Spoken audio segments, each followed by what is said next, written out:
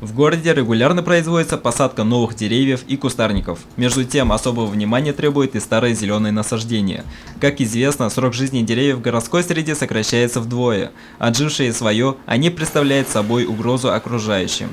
Хрупкие стволы могут быть поваленными при сильных порывах ветра и обильных снегопадах. Кроме того, разросшиеся ветви зачастую ограничивают видимость для автомобилистов, так что обрезка деревьев – необходимая мера безопасности.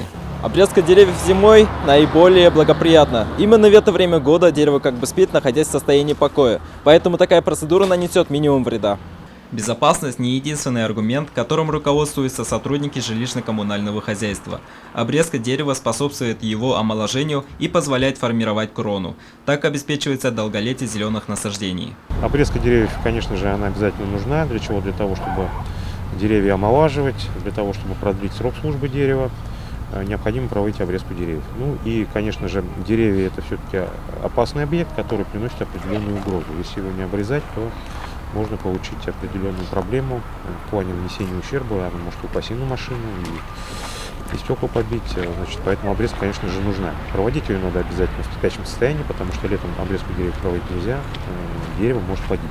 В плане внешнего облика Сибай многие называют чистым, уютным и зеленым городом. Конечно, такого результата не было бы без должного ухода. За этим следит подрядная организация, с которой ежегодно заключает договор сотрудники УЖКХ. Работы ведутся по улице Ленина.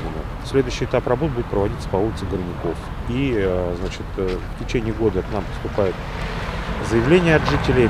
Единственное, значит, мы сейчас на данный момент пока все заявления охватить не можем, но особо опасные деревья по заявлениям жителей тоже также будут, значит, обрезаны. Работы ведутся в городской черте, что, естественно, приносит определенные трудности. Это и машины стоящие, и непонимание людей, и то, что перегораживаются пешеходные дорожки, люди идут напролом, не понимая, что это очень опасно. Поэтому я призываю всех жителей относиться к этому вопросу, значит, с пониманием и с осторожностью. Основной объем по обрезке деревьев уже выполнен. Все работы планируется завершить в течение ближайших 2 недель. Данил Алибаев, Радмир Исенгулов, Любовь Карпова, телекомпания СТВ.